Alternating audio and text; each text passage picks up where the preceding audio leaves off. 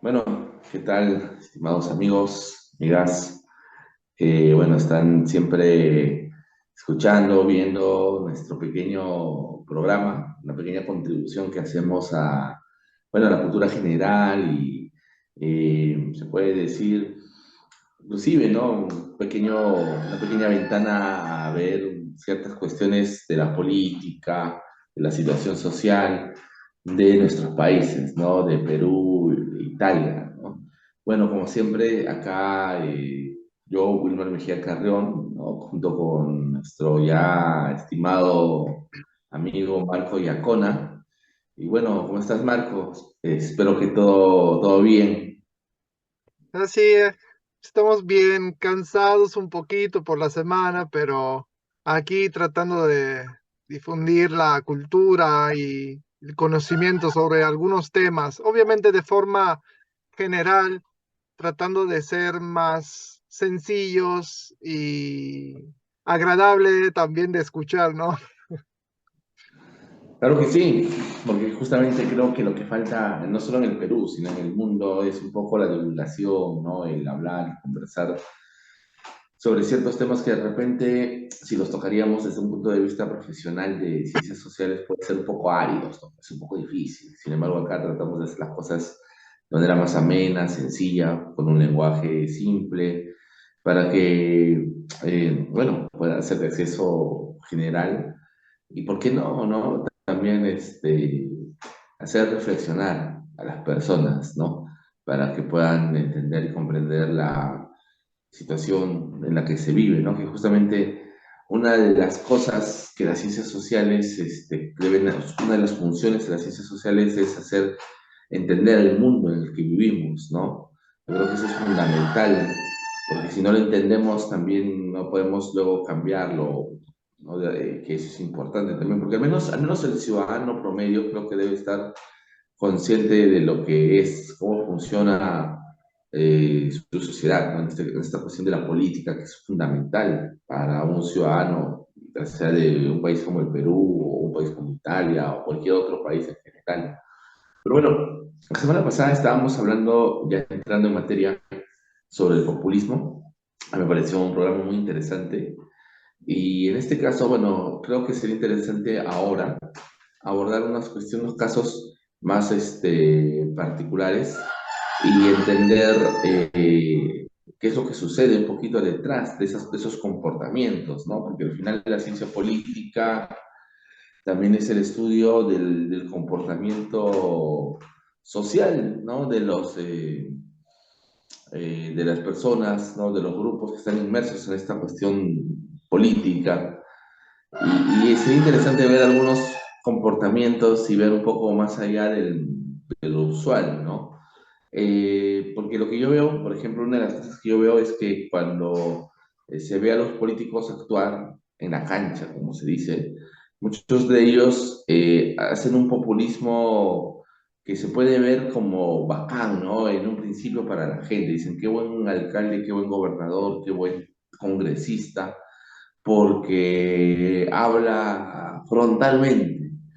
Claro, puede hablar frontalmente y puede de alguna manera ser sincero o honesto, pero el problema es que si tú quieres evaluarlo como por su desempeño como político, resulta de que esa honestidad y brutalidad en realidad hasta encubre una falta de gestión, una falta de capacidad para gestionar cosas, ¿no? Yo particularmente eso lo veo con los congresistas. Por ejemplo, estábamos viendo te pasé algunos videos sobre, por ejemplo, estos congresistas que decían, ¿no?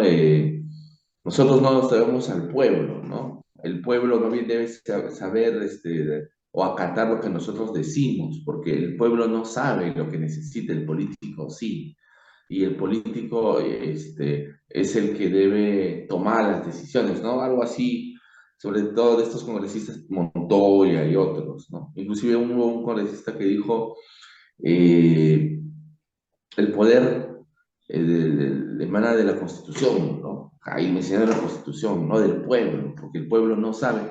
En principio me gustaría un poco tu opinión respecto a ese tema porque a mí me parece que ya son conductas, ya ni siquiera del siglo XIX, sino son del siglo XVIII. O sea, ya estos tipos no han evolucionado, tienen ideas de hace 2 siglos, ¿no? Y Claro. hasta tres.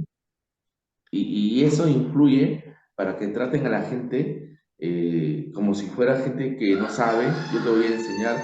Y creo que en parte esa sería la base del populismo, ¿no? ¿Tú qué dices? Pensar que la gente no sabe, yo sé.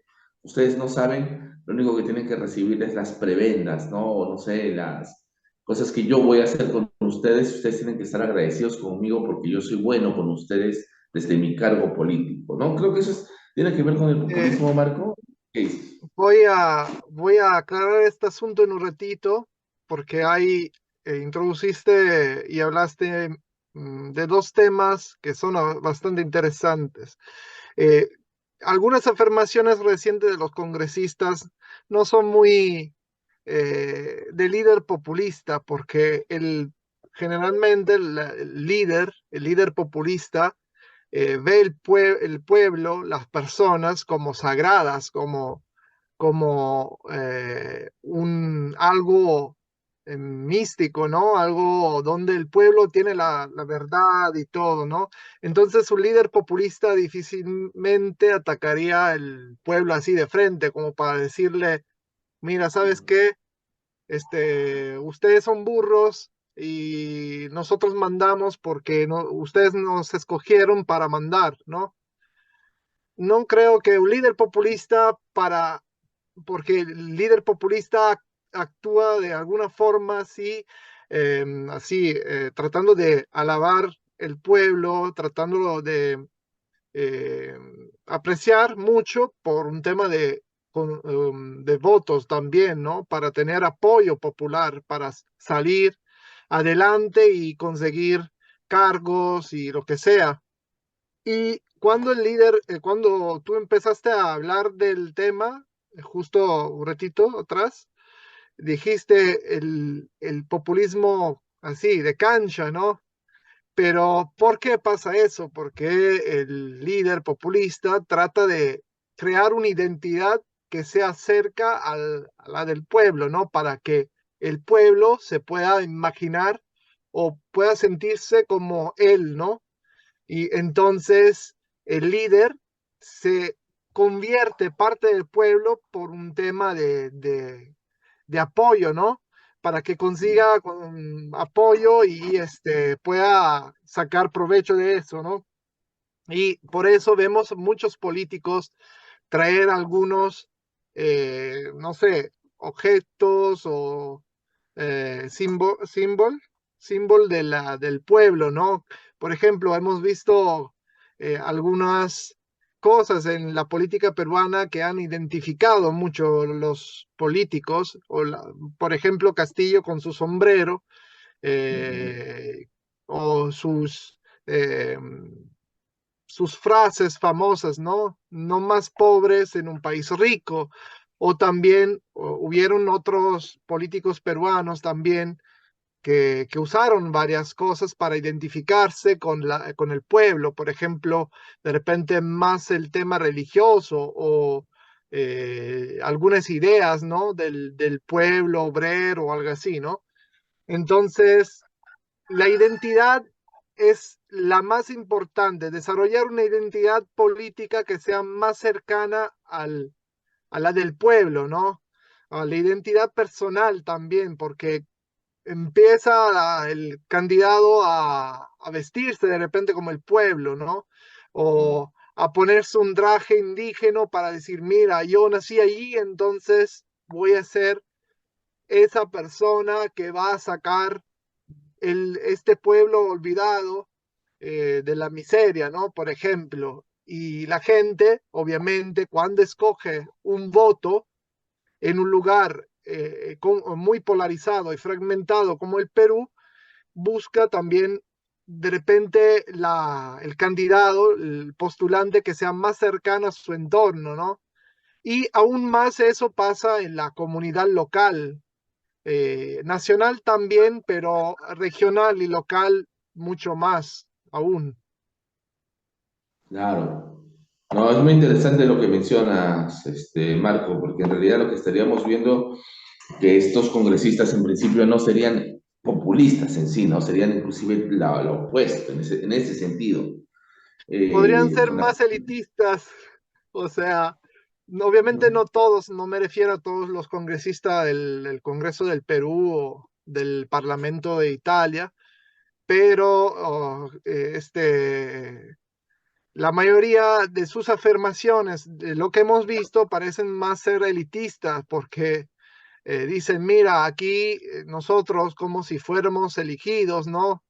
Como para tener una inteligencia superior a todos los demás, mandamos porque ustedes nos permitieron esto, ¿no? Entonces, es, creo, el opuesto, a pesar que después el populista se convierte un poco en un poco como paternalista, ¿no? En la persona que después supuestamente fue elegido por el pueblo, del pueblo por el pueblo, al final termina diciendo, mira, yo soy como un líder que tiene que apoyar el pueblo, sí, pero también como un cordero lleva sus ovejas, o sea, los direcciona a un lugar y así digo que se tiene que hacer porque es justo para ustedes. Muchas veces pasa eso también, que el líder populista se convierte también un poco así, ¿no? Y entonces, sí, el pueblo le da el poder depende de él, pero él también es como tiene un rol muy importante como nivel jerárquico, ¿no?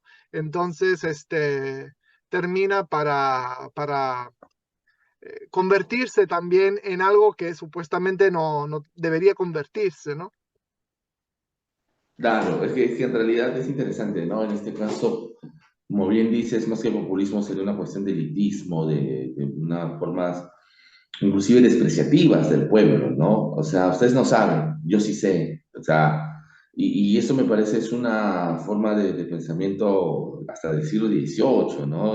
Cuando había la cuestión y corrígeme si me equivoco, ¿no? Pero del despotismo ilustrado, ¿no? Cuando el rey, la nobleza, la aristocracia, nosotros gobernamos, nosotros sabemos, el pueblo no sabe, pero que al final lleva al paternalismo, ¿no, Marco? ¿Qué dices? O sea, al final, si bien es cierto, no directamente está relacionado con el populismo, también lleva a cierto paternalismo, ¿no? Sí, en algunos casos puede llevar a, a algo, a fenómenos así, o sea, donde se consigue tener esta actitud paternalista, ¿no? Donde supuestamente esta persona se ha involucrado tanto por el pueblo que él sabe cómo mandar el pueblo y ayudarlo. Y es un poco paternalista, ¿no? Porque se supone que cuando uno se involucra con el pueblo, debería escuchar el pueblo e involucrarlo en el diálogo político, porque muchas veces el populismo lleva así a exaltar el pueblo, pero no a involucrarlo de verdad, porque involucrar el pueblo sería, o sea, involucrar físicamente todo el pueblo a todas las decisiones sería imposible.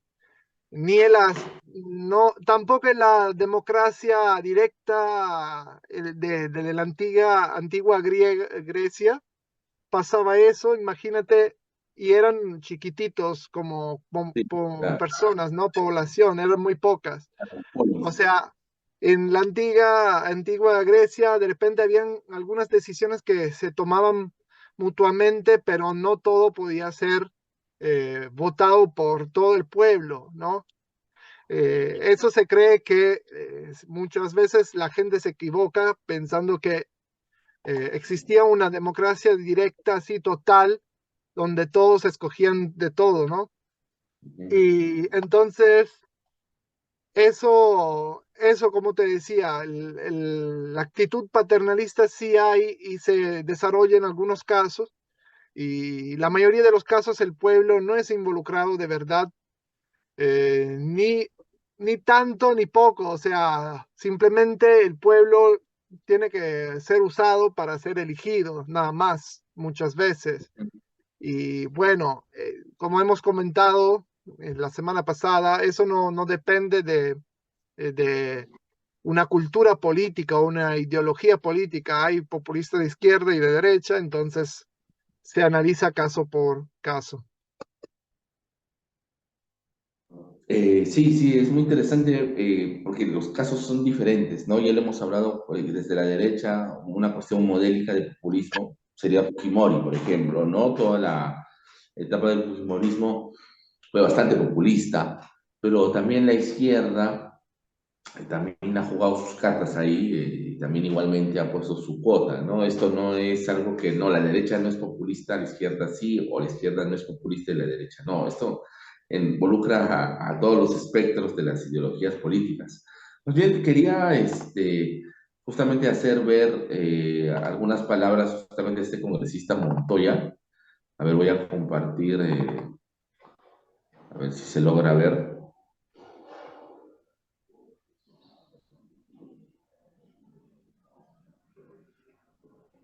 Ya, ahí por ejemplo, vamos a escucharlo. Nosotros somos los representantes del pueblo. Nos han elegido a nosotros para representarlos a ellos en el Congreso.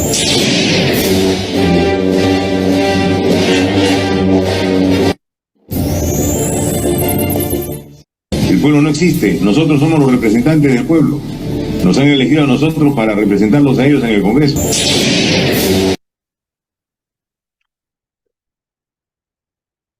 Algo corto, pero creo que es evidente, ¿no? Lo que dice. Se Y eso contradice, realmente, se está contradiciendo porque dice el pueblo no existe, después dice que el pueblo a través del voto los ha elegido para gobernar. Entonces, o existe o no existe. claro, ajá, así es. Y lo interesante es que lo que yo veo, ¿no? Desde mi perspectiva es que el tipo, bueno, este señor, lo que quiere hacer es como desligarse de cierta izquierda que habla del pueblo, ¿no? Porque la izquierda habla del pueblo, el pueblo, el pueblo. Entonces él como dice, "Ah, no hay pueblo, ¿no?" Entonces, como, pero luego cae en otra, no sé si llamarlo falacia o falsedad, ¿no? Que no existe pueblo, ¿no? Y ese es un problema también que parece que el congresista no entiende. eh, y esa es una Creo que, problemática creo local. que, disculpe si te interrumpo, creo que más arriba justo hay una declaración que hizo ayer, creo, Sí, vamos a ver. más arriba creo, aún, ahí, Hay que disparar esto, abajo. ¿no? Acá. Ah, sí, sí, creo Ya, que es así. ya, ya. A ver, vamos a ponerlo. Voy a ponerlo.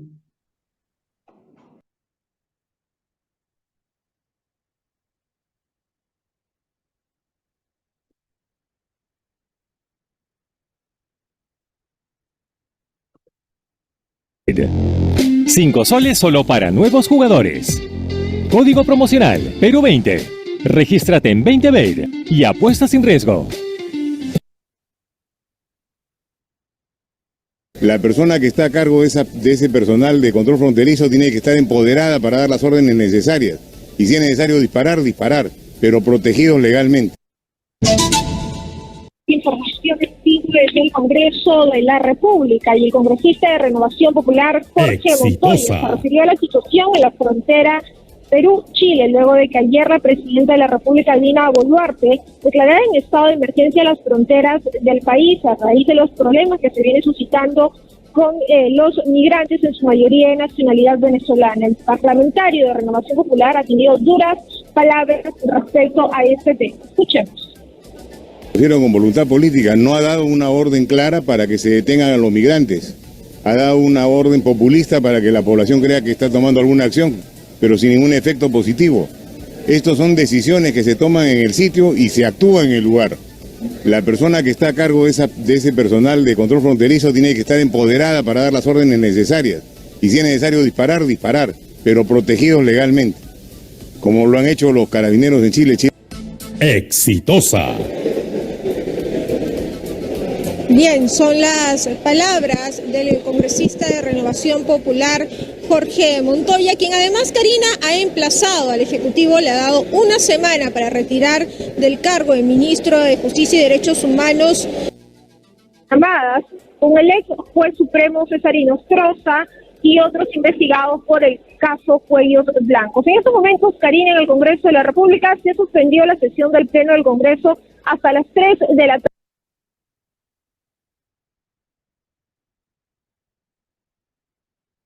No, creo que ya a partir de esta parte hablan de otras cosas, pero creo que lo básico es justamente, él no quiere ser populista, ¿no? Él como que quiere desligarse del populismo. Los populistas son los que no son efectivos, no saben hacer las cosas. Yo no soy populista, ¿no? Pero caen... El problema es que él acusa de los demás de ser populista, pero habla como populista en algunos casos y elitista también, porque es elitista y populista al mismo tiempo, porque él dice en la frontera, si es necesario, hay que disparar.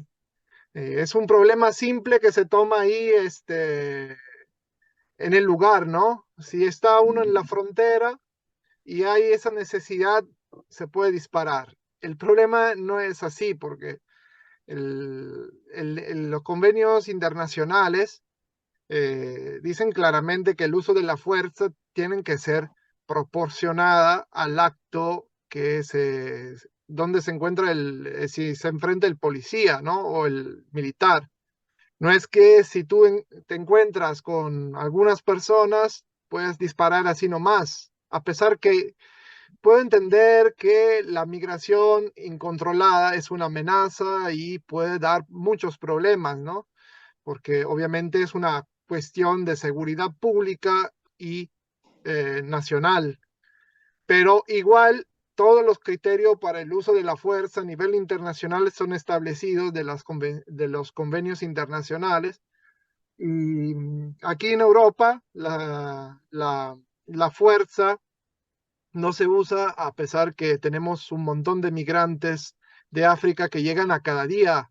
Por ejemplo, en mi isla cada día están llegando un montón, estamos en emergencia también nosotros, pero nadie podría decir disparamos, ¿no? Porque sería a nivel internacional ilegal y no creo que sea una solución, porque las personas desesperadas no cambian idea, porque igual arriesgan la vida en su mismo país y entonces no tienen nada que perder, no cambia nada si uno dispara a los migrantes. Yo creo que una solución importante sería crear una coalición de estados, de países latinoamericanos, para que la crisis por ejemplo, Venezuela pueda ser solucionada y así no traer más estabilidad en la región, porque al final los migrantes habrán siempre. Y hay muchos peruanos aquí en Italia, por ejemplo, que se escaparon del terrorismo, se escaparon del régimen autoritario de Fujimori y fueron acogidos y también vinieron muchos como ilegales y no creo que disparar sea la solución, ¿no? Y tampoco generalizar, porque no todos los migrantes obviamente son malos. Por ejemplo, en estos días hay lastimosamente una mala noticia que involucra a peruanos aquí en Italia, porque han atrapado una banda de peruanos que estafaba a personas mayores. Entonces, si una persona, un populista de Italia, podría llegar a decir, mira, todos los peruanos que se larguen a Perú son criminales, son gente así de delinquir, ¿no? Gente que se dedica a eso, ¿no? Hay que expulsarlo, hay que disparar y ya, ¿no? Pero creo que no sería correcto y no sería justo porque hay también un montón de peruanos que viven en Italia honestamente y sería malo generalizar, ¿no? Claramente, si un peruano está involucrado en un crimen, no digo que no le hagan nada, tendría que ser expulsado y regresado al Perú para cumplir su condena o lo que sea. Pero aquí hablamos de no generalizar. En este caso, el congresista Montoya eh, acusa de ser populista a los demás y hace una declaración populista. Sería mejor que no polarice y fragmente y fracture más también la sociedad política, la sociedad peruana y la política peruana, porque ese es el problema por lo cual después llegan a tener presidentes que después están muy polarizados, o son de derecha contra el comunismo, o son de izquierda contra la élite, o contra, no sé, Lima, o algo así, ¿no? Se generan situaciones inestables. Sí, es muy interesante, ¿no? Que quiere alejarse del populismo, porque Montoya creo que es un político declarado de derecha, ¿no? Al menos él se autodenomina así. Y él cuando dice esos populistas o tal, él como que quiere alejarse de la izquierda, ¿no? Porque para él la izquierda es la populista, pero resulta que cuando él quiere contradecir ese populismo, cae en ese populismo, claro, de manera diferente, desde otra perspectiva de repente, pero cae en ese mismo populismo, porque al final, yo también cuando escuché esas palabras, yo dije, oye, pero ¿cuántos peruanos hay en diferentes países, no? En Argentina, acá nomás, solo por poner un ejemplo, hay un montón de peruanos, descendientes de peruanos, que si a alguien en Argentina se le hubiera ocurrido disparar a los migrantes, hubiera sido un escándalo internacional. Por ejemplo, en Chile igual. En Chile hay un montón de peruanos. Inclusive a mí hace 10 años atrás, cuando conocí un chileno, él me decía, si tú vas a la Plaza de Santiago de Chile, vas a encontrar peruanos en la plaza que chilenos, ¿no? Ahora no sé cómo será, pero eso me lo dijo 10, 12 años atrás.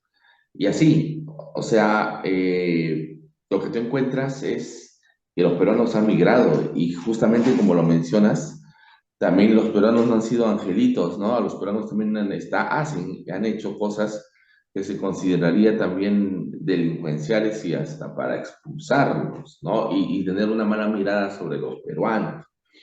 Pero en este caso, el migrante extranjero, que en su mayoría, no totalmente, pero en su mayoría es venezolano, está mal visto porque se considera que trae males sociales, pero la cuestión es que no hay una autocrítica desde Perú, ¿no? Es decir, oye, pero nosotros también, cuando se ha migrado, también se ha llevado ciertos males sociales a estos países. No digo, no quiero que se interprete como que estoy avalando o estoy tratando de digamos, no tomar la verdadera dimensión del problema de la migración, no, sino entender un poco, o sea, yo lo que quiero es que se haga un poco más empatía, lo empático, ¿no? O sea, como peruanos, también ponernos un poco en el zapato del otro y ver que nosotros también hemos pasado y de hecho todavía pasamos ese tipo de problemáticas de migrar al otro lado, ser mal visto por ser el migrante, el pobre, ¿no? Y de repente ser más empático en ese sentido y dar soluciones más concretas, reales, no soluciones que al final no solucionan nada, pues, ¿no? Porque ese es también un problema de la derecha, ¿no? La derecha generalmente, supuestamente, se dice ser más eficiente que la izquierda, pero al final cuando tú ves sus soluciones, no llegan al problema, a la causa del problema real, solamente utilizan parches sociales, ¿no? O sea, por ejemplo, ¿no? La alcaldesa de Lince, hay prostitución, hay delincuencia en una calle. ¿Por qué? Es que hay un parque donde los delincuentes a partir de la medianoche, 11 de la noche, se reúnen, se drogan, toman licor, asaltan. Desaparece el parque. Así, o sea, en lugar de generar una política de repente de desarrollo o no sé, de prevención, que lo debería hacer también con otras instituciones del Estado, desaparecemos el parque, lo volvemos estacionamiento y listo, se acabó el problema, ya no hay, no va a haber delincuentes. Entonces ese es un gran problema que tenemos en el caso peruano, ¿no? Los políticos que dicen que no son populistas, al final caen en el populismo o caen desde el elitismo en soluciones que al final no son verdaderamente prácticas, ¿no? Y ese es un gran problema y se puede ver en el tema migrante, ¿no? Que no hay soluciones concretas.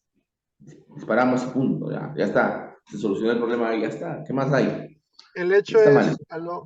disculpe si te Sí, interrumpo, el hecho es que tratando de seguir con el tema del populismo, que no hay soluciones simples a problemas complicados, complejos y de grande, ¿cómo se puede decir? Magnitud, ¿no? Entonces, el populista, en la mayoría de los casos, trata de sacar el apreciamiento del pueblo a través de soluciones simples a problemas grandes. Por ejemplo, como tú dices, por el parque, si hay un problema de criminalidad, no se reflexiona y se piensa por qué hay ese problema, o sea, por qué hay un montón de personas en la calle que piden dinero o se drogan, son adictos o hay mucha prostitución o lo que sea. Mejor tumbamos el parque y ya.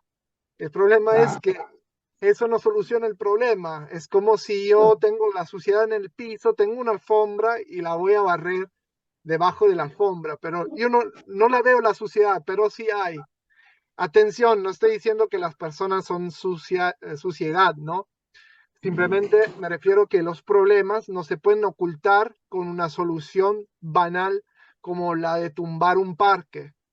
La gente son seres humanos, entonces tienen necesidades, tienen problemas, tienen sentimientos, tienen actitudes que son diferentes, ¿no? Y sería ilógico que se trate este problema, estos problemas, así como si fuera así, la suciedad que se pone debajo de la alfombra. Y en la mayoría de los casos es así, ¿no? O sea, hay pobreza, entonces, bueno, o es porque es culpa de ellos, o simplemente le damos un bono ahí nomás. Pero, ¿qué sirve a mí? ¿De qué me sirve que me das un bono de 300 euros o de 200 soles? Porque esto lo hemos visto en Italia y en Perú en estos años. O sea, el bono que han dado en Italia lo han dado el año pasado, en un mes, creo que fue en junio y noviembre del año pasado, del 2022. Y prácticamente en un mes han dado un bono de 200 euros y en el otro de 150 euros. Ahora, yo sé que las arcas del Estado no son infinitas, ¿no? Pero esos bonos no han ayudado de verdad a las familias porque simplemente es algo, una tantum, o sea, sería una vez nomás. Y entonces no logra sacar de la pobreza o de la situación esa gente. Y también allá en Perú, así, hay muchos bonos y cosas así, pero no sacan la gente de los problemas. Sería mejor, por ejemplo, hablando de soluciones por problemas así como las que me contaste tú de ese barrio, sería de repente activar eh, actividades municipales con ese dinero de los bonos para que la gente pueda aprender, pueda sacarse de alguna condición o se pueden claro. construir o conseguir, por ejemplo, para eliminar la informalidad, ¿no? Ofrecer a los ambulantes lugares para mejorar la situación, por los cuales obviamente las municipalidades tendrían que invertir y también capacitar, ¿no? Lo que pasa es que tendrían que hacer una cosa mucho más profunda, ¿no? Más elaborada, hasta inclusive tendrían que relacionarse con otros poderes del Estado, ¿no? Con la policía, el Ministerio del Interior. Bueno, yo estoy seguro que si tú le preguntases a la alcaldesa o al alcalde que hace esos temas, te va a decir, no, pero es más rápido, ¿no? Sacar el parque y volverlo estacionamiento, porque hasta que yo hable con el ministro del Interior, que paran cambiando a cada rato, o sea, el problema en el Perú es que la gente, los políticos, dicen, no, no, pero demora mucho coordinar, ¿no? Hasta que coordinemos, sigue la delincuencia, por lo tanto, esa es la solución más rápida, ¿no? Y así, todas las décadas y décadas con soluciones rápidas, ¿no? Pero que al final el problema subyacente continúa ahí. ¿Nosotros quién? Al pueblo no se le hace caso, se le gobierna. Y el pueblo solo tiene derechos. El pueblo solo tiene derechos y de esos derechos al pueblo le nacen de la Constitución. Ustedes no tienen que hacerle caso al pueblo porque el pueblo no sabe lo que es el bien común. Los políticos saben lo que es el bien común. A ver, no hay nadie que le pueda... Ya, ahí antes que se nos vaya el tiempo, porque queda solamente un minuto, pero ahí algo sencillo, ¿no? Como el pueblo, la Constitución, ¿no? O sea, se agarra en la Constitución es la que sale, emana lo del pueblo, ¿no? El poder no sale del pueblo, sino de la Constitución. Pero ahí también hay una falacia, ¿no? Me gustaría volver a eso, posteriormente, que ahora se nos acaba, ya tenemos un minuto, y volvemos con esa cuestión, ¿no? De ver la cuestión de la Constitución y no el pueblo. Bueno, como hemos visto, ahí en el video sale creo que es congresista también, ya no recuerdo su nombre, pero habla, ¿no? De que el poder emana no del pueblo, sino de la Constitución. Y claro, nuevamente, ¿no? Como que quiere decir de que el pueblo, no, porque seguramente pensará que eso es lo populista, en cambio la Constitución, lo legal, pero en realidad está cometiendo un error, ¿no es cierto? Porque creo que la Constitución simplemente es la carta magna donde todos nos ponemos de acuerdo, hay un contrato social ahí, ¿no? Del Perú, pero no emana el poder de la Constitución como tal, ¿no? Claro, una constitución democrática se supone, no se supone, es una constitución hecha por el pueblo, a defensa del pueblo. O sea, sí dice que obviamente el voto popular permite elegir los gobernantes, pero no da como como si los gobernantes fueron dioses, ¿no? O sea, sí, la Constitución permite el voto, los ciudadanos tienen derecho, pero el voto nos da ese poder y nosotros, ¿no? Escogemos gobernar así, ¿no? Con el favor de la Constitución. La Constitución, obviamente, no dice que el pueblo no entiende nada, como algunas afirmaciones que han hecho, ni dice cosas como los gobernantes están superiores a los demás o los políticos son superiores a los demás. Obviamente son ciudadanos también ellos que son escogidos del pueblo para gobernar, no son nada más que eso. Claro, es que es otra, una cara diferente, pero también similar, no sé, lo del populismo, ¿no? Mientras el populista busca arraigarse en el pueblo, estos elitistas dicen, el pueblo no sabe, nosotros sí sabemos, pero luego caen también nuevamente en un error, ¿no? No sé cómo llamarlo, ¿sería un antipopulismo? ¿Cómo se podría llamar? ¿Tendría algún nombre en particular o simplemente elitismo? No, bueno, o sea, algunas de estas afirmaciones eh, no son, no hay un término exacto, creo, para decir exactamente. Creo que el elitismo sea la palabra más idónea y correcta para clasificar algunas de estas afirmaciones. O sea, la clase más alta que representan de repente la élite hecha por hombres poderosos, este, hacen esas afirmaciones, ¿no? Nosotros estamos aquí por una razón y sí, el voto es importante, pero nosotros estamos aquí para mandar. Y no creo que o sea, sean afirmaciones buenas por una persona que está elegida en un contexto democrático y sobre todo para que haga el interés, porque se supone que en la democracia los políticos tienen que hacer el interés del pueblo. Y es verdad que obviamente el pueblo no tengan, todo el pueblo no tenga la capacidad de gobernar, porque se supone que también se tendría que elegir políticos que tengan capacidades, títulos de estudios y personas preparadas. Y es verdad que de repente me podrían decir, pero no todos con que tengan títulos son personas inteligentes o son personas preparadas, pero obviamente es distinto que sea escogido como presidente un presidente que sepa qué significa a la administración pública, que sepa cuáles son las dificultades adentro del país, de las instituciones. No vas a escoger una persona que, por ejemplo, ha hecho el albañil, ¿no?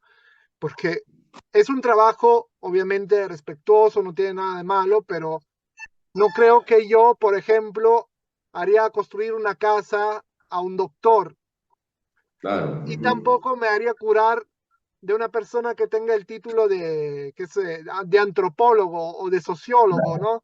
O sea, me voy Claro. al sociólogo para que me cure el cáncer, no sé, ¿no?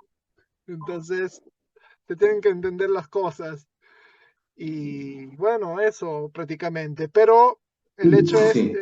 a lo que vamos es que básicamente las personas, sí, es verdad que no todos sean preparados, pero la gente a través de la sociedad puede involucrarse y mejorar las situaciones adentro de la sociedad. Así que los políticos, cuando afirman, nosotros mandamos porque la Constitución lo permite, se están equivocando porque no involucran también el pueblo. Sí, sí, sí, efectivamente. Justamente una de las cosas que no se entienden es que al final, creo yo, caen en el extremo, ¿no? O sea, si bien es cierto, el populista toma al pueblo como un dios, no sé, estoy exagerando, ¿no? Como, este es el centro, manda todo. Al mismo tiempo, lo contrario genera también una problemática, porque al final lo que estás haciendo es no haciéndole caso a la gente con la cual tú estás trabajando, ¿no? O sea, tú trabajas para la gente por lo que necesita, pero no saben, ellos, yo sí sé, por lo tanto yo les voy a dar mágicamente, no sé, yo soy el iluminado y voy a hacer de que ustedes sí conozcan, sí, o mejor dicho, sí, eh, vean satisfechas sus necesidades, ¿no? Pero yo sé sus necesidades. No necesito conversar con ustedes para eso. No necesito hablar con ustedes por eso, porque al final ustedes son como, no en el término desconocedores, si cabe el término ignorantes de su propia situación. En cambio, yo sé. Y eso no es estable tampoco, pues, porque al final no logras realmente satisfacer a las necesidades de tu pueblo y más bien lo que genera es insatisfacción, genera más bien de que tú seas visto como una persona que no conoce Claro, realmente su el pueblo. problema es que la sociedad, perdón si te interrumpo, Wilmer, la sociedad peruana es tan polarizada, o sea, dividida adentro de como dos opuestos. Por ejemplo, o eres fujimorista o eres comunista o algo así. Y o eres, qué sé, castillista o eres elitista o eres a favor de algunos, ¿no? ¿Y qué pasa? Que han polarizado tanto la sociedad que la gente, también viendo este ambiente tan tóxico y tan poco dispuesto a involucrar a la gente, que se ha creado un problema mayor. O sea, la gente no ve las instituciones democráticas como el Congreso o la Presidente de la República o las demás instituciones como algo cercano al pueblo, cercano a la ciudadanía. Entonces hay rechazo también porque el pueblo no está involucrado. Además, tienen muchos de ellos ideas, salud, tienen Gracias. ideas así muy elitistas y encima te dicen cosas que evidentemente no permiten la participación ciudadana, y prácticamente, ¿qué pasa? Que la gente se cansa, ve encima la corrupción y las instituciones democráticas ya no tienen apoyo. Y ese es otro problema por la democracia, porque la democracia peruana ahora está arriesgando muchísimo porque hay peligro que se pueda regresar a un periodo autoritario como hubo en el pasado con Velasco, con Fujimori y otros caudillos más, ¿no? El populismo también lleva, no solo el populismo, sino la política en general, hecha buscando la polarización de la sociedad y la fragmentación, la ruptura del compromiso social y político, lleva también estas consecuencias muy graves. Efectivamente, mira, ahora que lo recuerdo, justo con un amigo que es profesor de historia, Jorge Arroyo, al cual mando un saludo si es que nos ve, porque a veces veo que le da like a nuestros videos por ahí que publicamos. Otra vez, ya hace unos meses estamos conversando de que en realidad no debería hablarse de pueblos, sino de ciudadanos, ¿no? Y desde su punto de vista, ser ciudadano implicaba una cosa distinta a hablar de pueblo. Y él me mencionaba de que hablar de pueblo era como una cuestión ya, justamente eso, ¿no? Que tiene que ver con la cuestión del populismo y el paternalismo, mientras que ciudadano implicaba otra forma de ver las cosas, ¿no? Era ya una cuestión más moderna, se puede decir, ¿no? No sé qué piensas al respecto. ¿Podría hablarse de ciudadanía, de ciudadanos y claro, una connotación diferente a pueblo? En algunos casos podría ser, porque muchas veces, como hemos visto, los populistas ven en el pueblo algo sagrado, ¿no? Algo que, donde el pueblo permite que la sociedad se desarrolle y lo hace de forma correcta, a pesar de sus gobernantes y todo lo que sea, ¿no? Entonces, lo nombran mucho para atraer más aceptación social, política, más votos, y eso termina convirtiendo el término pueblo de repente también en algo muy tomado con una connotación, eh, podría ser medio negativa en algunos casos, ¿no? Y la ciudadanía podría ser entendida como una persona que tiene algunos derechos y deberes, ¿no? Todo lo que viene adentro de la ciudadanía, ¿no? Pero al mismo tiempo podrían ser sinónimos, o sea, son términos intercambiables. Depende de cómo vamos a estructurar el concepto y desarrollar el pensamiento, ¿no? Obviamente cada uno podría entender en base a su ideología o experiencia algunos términos, pero obviamente hay una connotación general y de repente podría estar de acuerdo con, disculpe, me olvidé el nombre de, ¿cómo se llama tu amigo historiador? Jorge, que es Disculpe, estamos. Jorge. Disculpe, podría estar de acuerdo con Jorge, ¿no? Entonces sí, algunos términos se podrían entender así, ¿no? Claro, lo que yo entiendo es que cuando hablamos de ciudadano, de ciudadanía, desacralizas la cuestión del pueblo, ¿no? Dejas de pensar, de santificar este pueblo y empiezas a verlo de una manera diferente, ¿no? Como que a mí me parece un punto de vista interesante, claro, y como todo es discutible, pero me parece interesante, porque lo que yo veo, y ya te lo digo como antropólogo, que nosotros somos los que vemos la lógica interna de los grupos, ¿no? Y para ver esta Claro. lógica interna necesitamos es ver la cultura de estas personas, meternos en su ambiente social y a partir de entender estas lógicas, estas acciones, comportamientos, pensamientos, podemos Claro, entender. claro, también con el pueblo, adentro del término el pueblo hay una cuestión identitaria, cosa que con la ciudadanía uno de repente no se encuentra, ¿no? Nadie habla de ciudadanía peruana, habla de pueblo peruano, porque de repente yo también podría ser ciudadano, ¿no?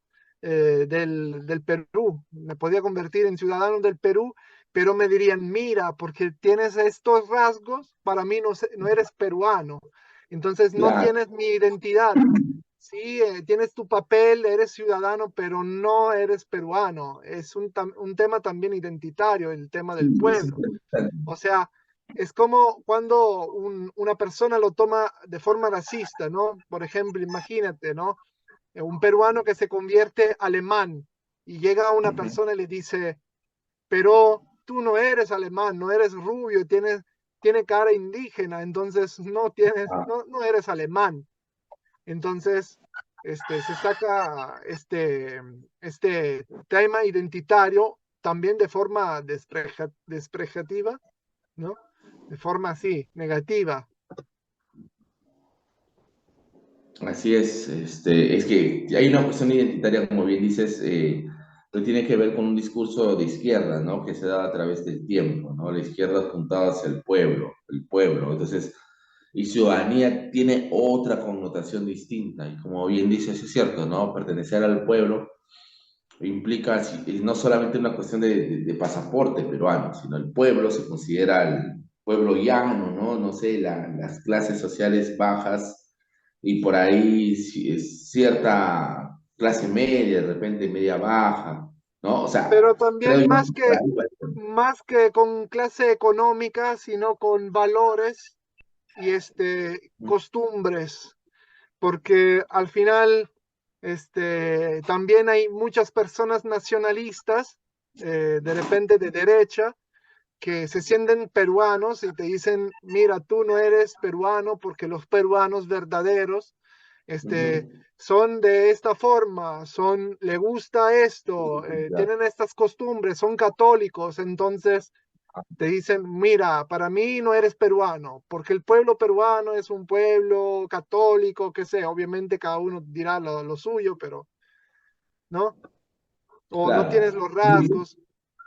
Yo particularmente sí pienso que hay una cuestión de clase, ¿ah? O sea, sí, o sea, no totalmente, pero sí, digamos que en el abanico de cosas, por ejemplo, pueblo de repente es ser como tú dices, tener ciertos rasgos culturales, de repente inclusive tener algún tipo de ideología, no lo sé, pero entre todo eso está la cuestión de clase, ¿no? Que no es la única, de repente no necesariamente la fundamental, necesariamente, pero sí está la cuestión de clase, ¿no? Que al final se une y se relaciona con los demás puntos, ¿no? Al menos lo veo así yo. Claro, el problema es que en algunos casos, a pesar de ser de cualquier tipo de clase, te van a ver siempre con un mismo estereotipo.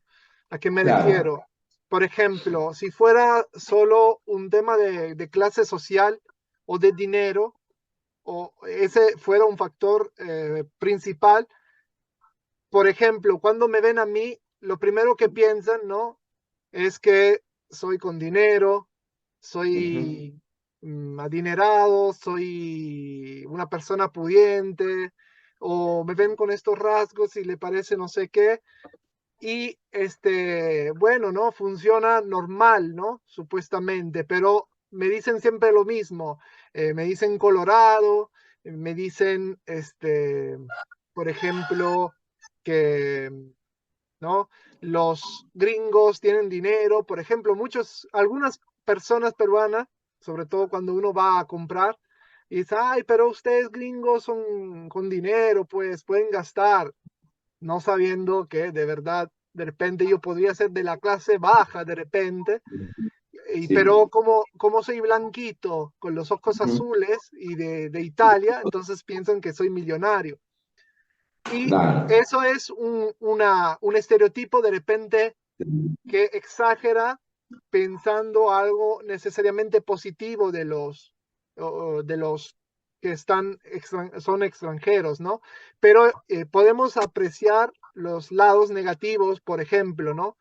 Cuando piensan por el hecho de tener rasgos indígenas, que eres inferior o eres una persona sucia, ¿no? Sí. Muchas veces me he topado con gente que dice, ay, pero la gente de la sierra es cochina, no se lava y Ajá. no tienes educación, no tanta educación académica, sino educación interpersonal, ¿no? Y Mm. ese es también un estereotipo, pero cuando hablan de Sí. pueblo y exaltando las calidades del pueblo, la gente a veces trata de sacar su identidad como superior a las demás, ¿no? Entonces, el tema de la identidad es prevalente a la clase social, porque si eres, también si un peruano es millonario y llega de repente en un contexto medio racista, lo van a ver y le van a decir, bueno, tú eres millonario, pero igual eres peruano, para mí no eres italiano, ¿no? O igual, imagino que fuera al revés en Perú, ¿no? Si no encajo con el estereotipo, de repente un nacionalista peruano me podría decir, bueno, para mí tú no tienes rasgos peruanos y no puedes ser peruano, ¿no?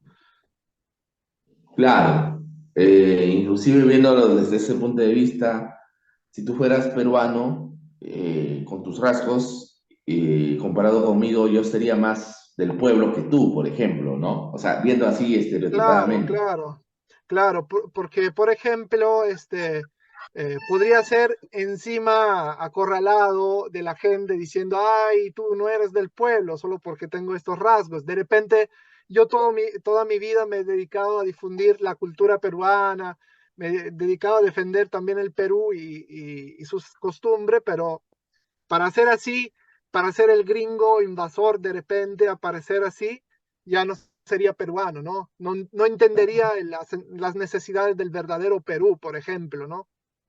Efectivamente. Pero es interesante porque esa forma estereotipada de ver las cosas también afecta la identidad de aquellos que tienen descendencia europea, pero que no pertenecen a las clases altas, ni siquiera medias, porque en la sierra peruana y en la selva peruana hay descendientes, aunque obviamente ya mestizos, pero hay descendientes que tienen la tez clara, los ojos azules, inclusive verdes, descendientes de europeos que han llegado a través de los Claro. siglos al Perú, ¿no? Por ejemplo, yo lo he visto, yo tenía una vecina que era blanca, casi como tú, ¿ah? Con los mismos rasgos físicos que los tuyos, ¿ah? Sin embargo, yo veía que ella tenía este problema de identidad, de que la gente le veía estereotipadamente como la blanca, gringa, tal, ¿no? Pero que tú veías y en realidad era tan pobre o hasta a veces más pobre que la gente del barrio. O sea, físicamente tenía los rasgos europeos, ¿no? Pero cultural y socialmente era una peruana más. Y yo veía que a veces la gente cuando interactuaba con ella, como que socavaba su identidad peruana, ¿no? Y yo veía que me daba un poco de pena porque yo veía que ella hacía esfuerzos por hacer ver, oye, yo también soy peruana, pues, o sea, puedo tener los rasgos europeos, pero soy peruana, pues, como ustedes, ¿no? Y como te digo, o sea, estos estereotipos, sí, calan, o sea, afectan, sobre todo a la gente que no reúne todas las características, porque no, hay que decirlo, ¿no? No todos los blancos son ricos, no todos los blancos son de Lima, no todos los blancos tienen plata, hay blancos pobres, hay blancos serranos, hay blancos selváticos, que son, parte del pueblo. O sea, no es, no es que todos los blancos tengan plata y pague Claro, como el blanco, la persona blanca no tiene de repente mucho dinero, como la persona andina no necesariamente es pobre, ignorante y sin educación, ¿no? Entonces hay que claro, evitar estos estereotipos que vienen muchas veces usados también por políticos de ambas partes, ¿no? De repente algunos populistas que dicen, ay, parasitas, sacan plata, y la élite jerárquica blanca limeña, ¿no? por ejemplo, o decir, por ejemplo, que la gente andina es terruca o es pobre, es sucia o algo así, ¿no? Entonces evitar que se usen estos estereotipos extremos que llevan la situación a ser más polarizada y peligrosa. Aquí vemos Sí, el video del alcalde de Trujillo exponiendo supuestamente una claro. empresa. Vamos a verlo, a ver. Ya. Esto, yo he visto un video sobre Putin que hace algo similar, parece que quiere imitarlo. Vamos a ver. Está un poco lento, pero ahí va, va. Ahí vamos. De segundo piso, dos de primer piso, con su rampa y su cisterna, vale 3.400.000 soles. Sí, te ríes, ¿no? Dos aulas de 2 pisos. Una, dos, tres de un piso. Primer piso. Escalera, sí. Cisterna. Y rampa. Esto es una rampa de acceso. Una rampa de acceso. Como una vereda de nada. Acceso. ¿Eso cuánto cuesta? 3.400.000 soles. 3 millones. Al ratito va a agrandarse. Estoy agrandando el video, sino que al agrandar se pone.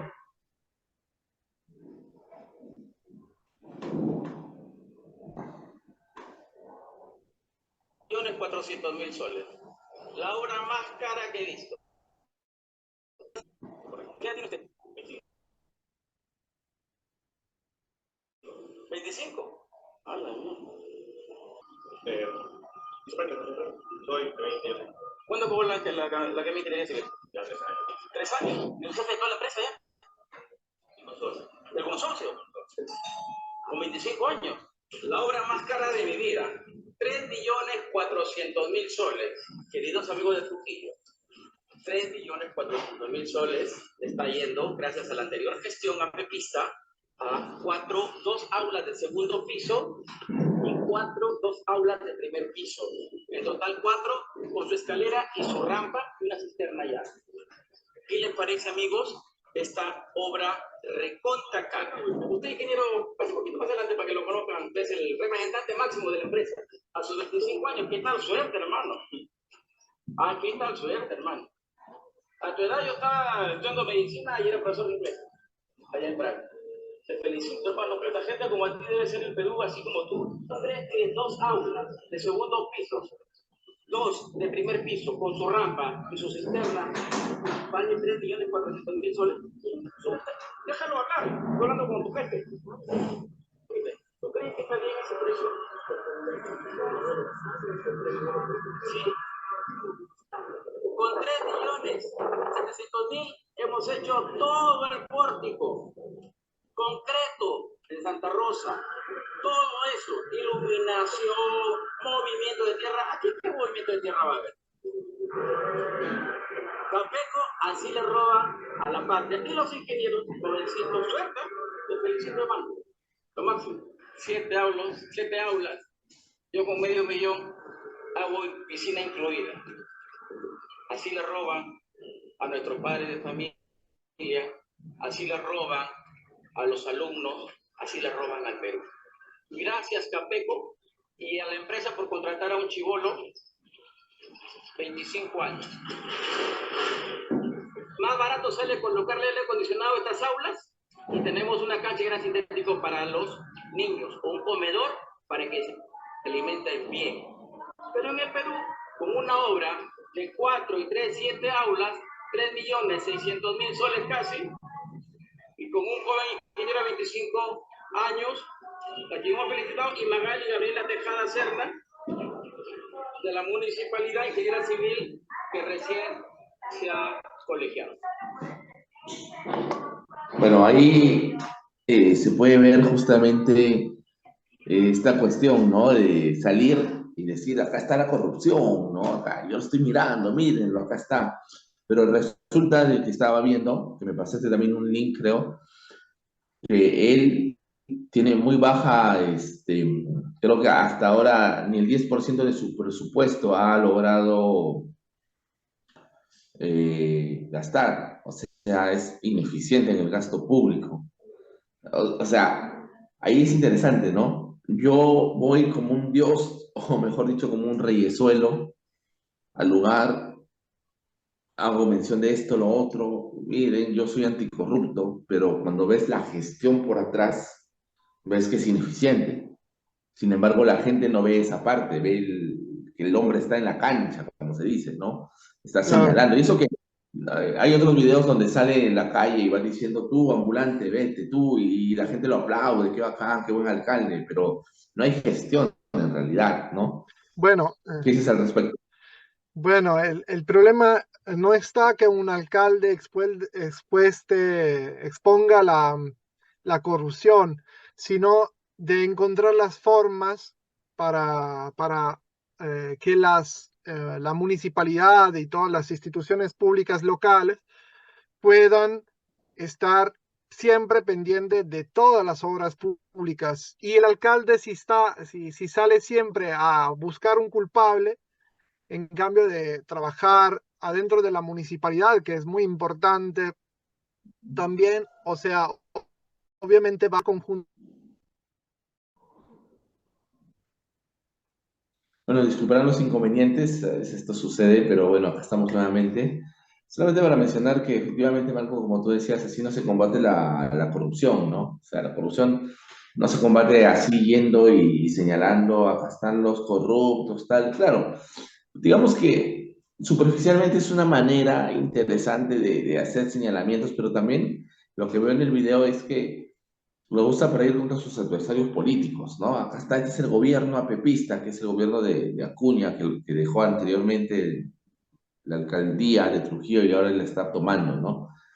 Pero claro, no se combate así la corrupción se combate adentro, en las oficinas, adentro, me parece que también con políticas públicas, y al final, no sé, corrígeme si me equivoco, se tendría que hacer una reforma total en la alcaldía, en las municipalidades, en los gobiernos locales para combatir la corrupción.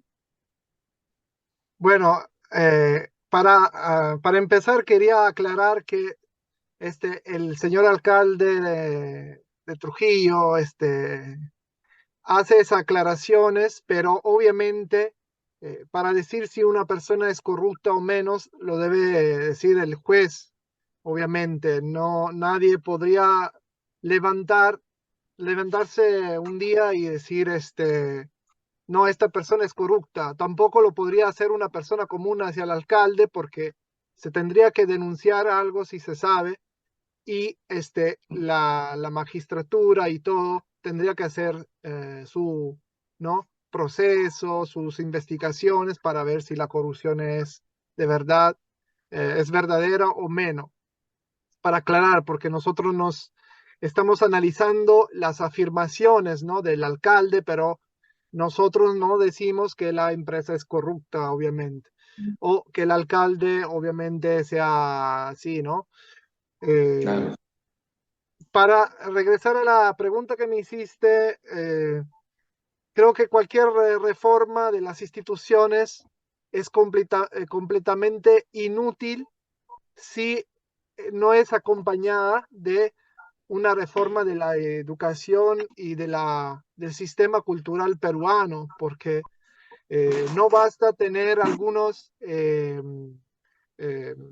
algunas leyes o cambiar solo la institución y ahí nomás, porque acordámonos que las instituciones son hechas de personas y si las Ujú. personas viven en un lugar donde la corrupción es un problema, que sí es un problema, algo así, la gente se indigna, pero de repente, ¿sabes qué? Si ven el policía que le quiere poner papeleta, de repente le ofrecen sus 100 soles para ahorrarse 1000, ¿no? Entonces, ¿podría cambiar el Estado las instituciones? Sí. ¿Sería útil? Si hace solo eso, no, porque poco cambia si al final se enfrenta con las mismas personas que fueron acostumbradas a la corrupción como algo normal, ¿no? O algo que sí es desagradable, pero por lo menos si nos toca a nosotros para tener alguna ventaja, Ya, no, no, para tener algo así, de repente no nos conviene. Entonces es algo poco aceptado y al mismo tiempo aceptado, porque también es que la gente no reclama más también por sus derechos, porque también por su forma de cultura, ¿no? De costumbres, ya se han rendido entonces a esta situación. Entonces cambiar las instituciones no va a cambiar o eliminar la corrupción. Puede que se puede controlar mejor el fenómeno, pero obviamente no de esta... un ratito, Wilmer. Sí, sí.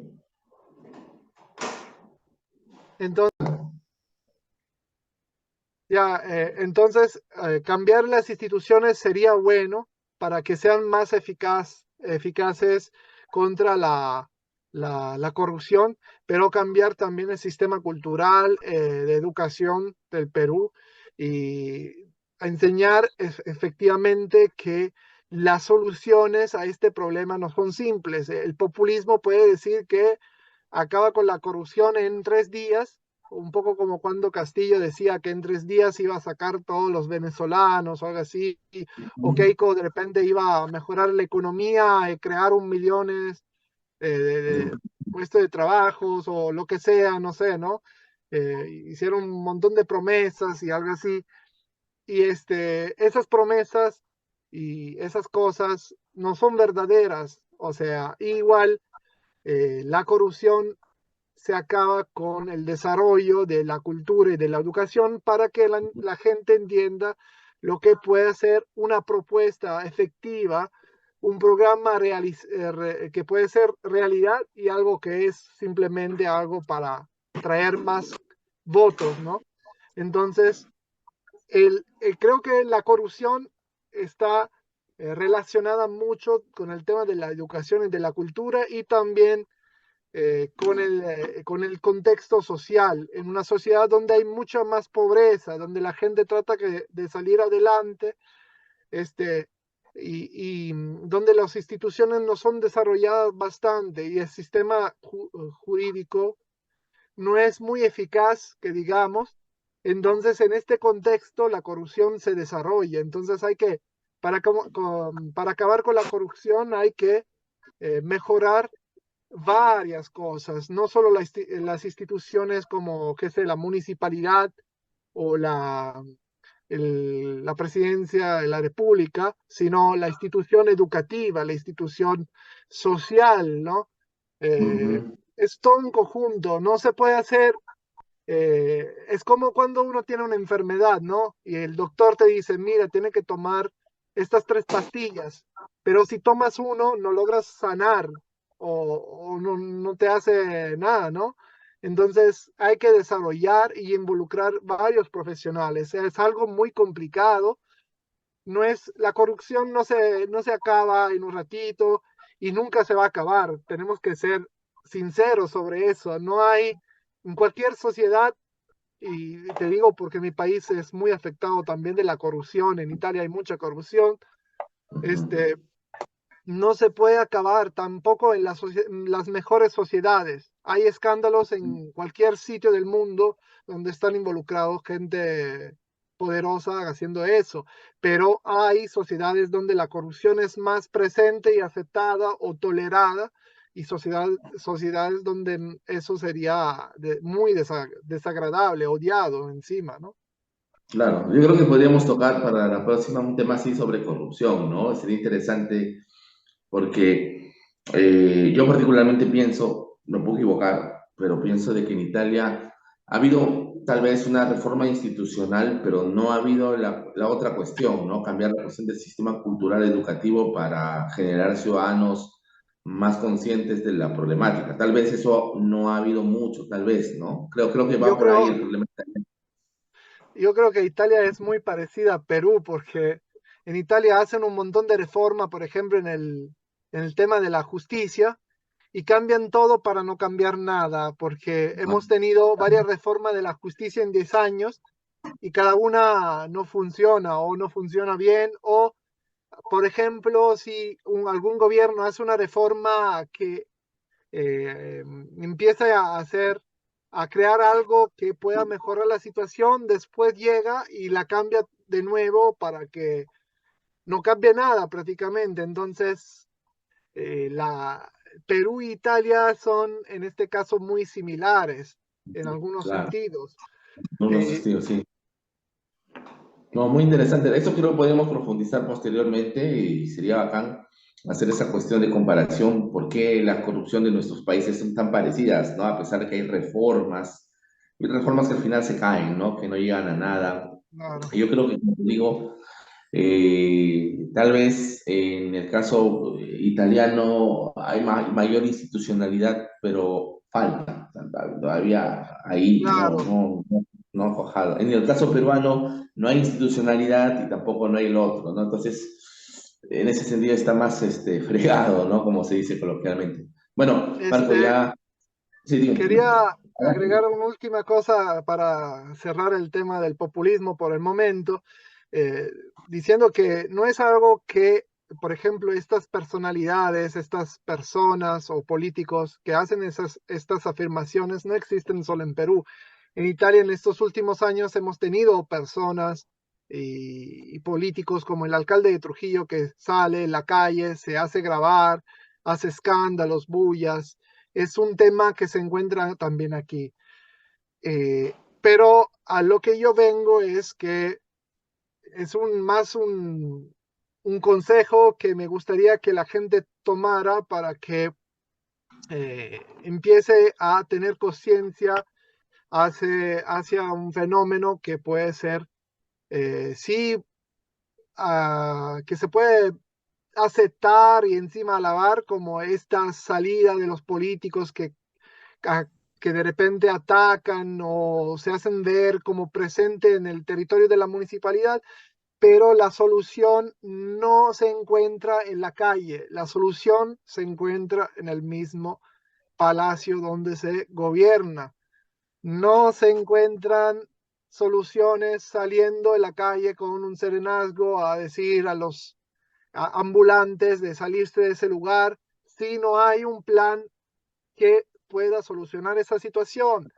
Y sería también, y lo hemos visto porque en Trujillo sacaron ambulantes de la Avenida España, que yo conozco muy bien, pero no han logrado llegar a un compromiso y prácticamente muchos ambulantes se convirtieron en ambulantes de otras calles.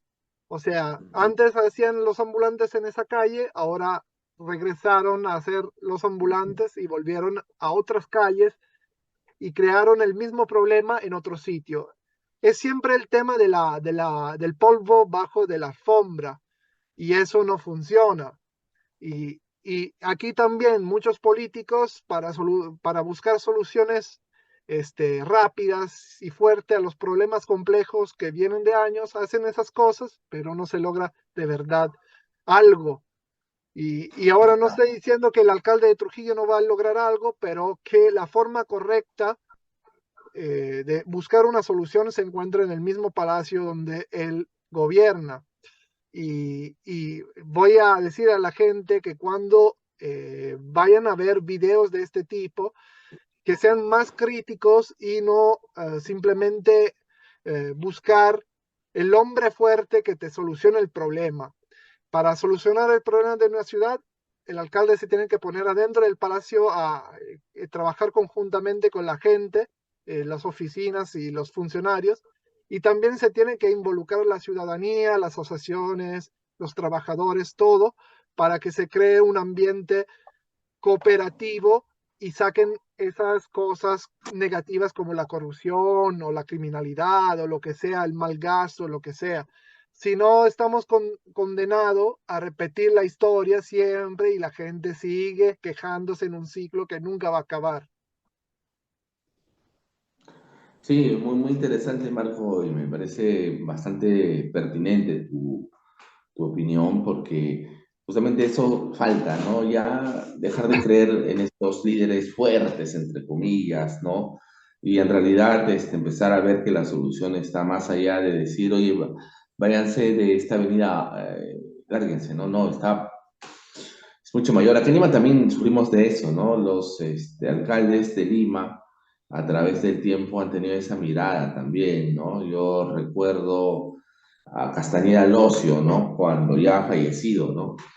Cuando hablaba de Lima, pero él mismo se consideraba un gestor, ¿no? Él mismo, inclusive como una especie de estadista, y está grabado en una de las entrevistas que le hicieron. Sin embargo, cuando tú ves lo que hacía, no era diferente a lo que tú mencionas, ¿no? Y ahora López Aliaga, el nuevo alcalde, sigue esa misma ruta, ¿no?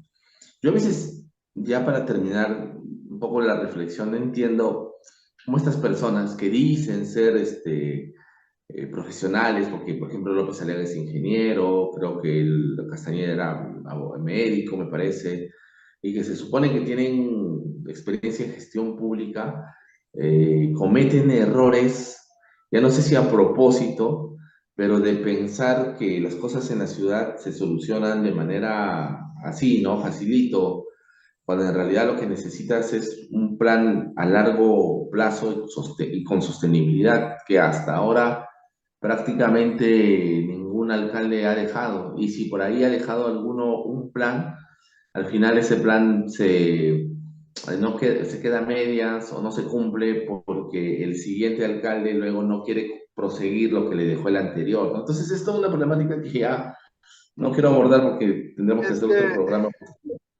la gente tiene que entender que la sociedad es como un cuerpo, o sea, donde tenemos una cabeza, un corazón, los brazos y las piernas, ¿no?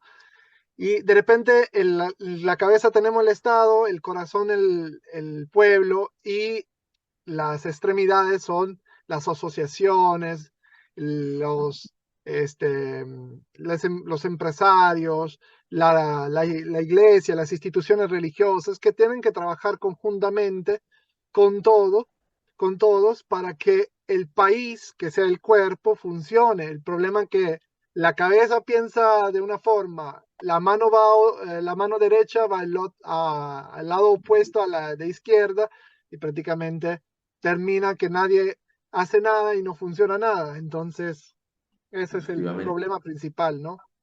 Sí, así funciona el Perú desde arriba, es increíble. Bueno, Marco, muchas gracias.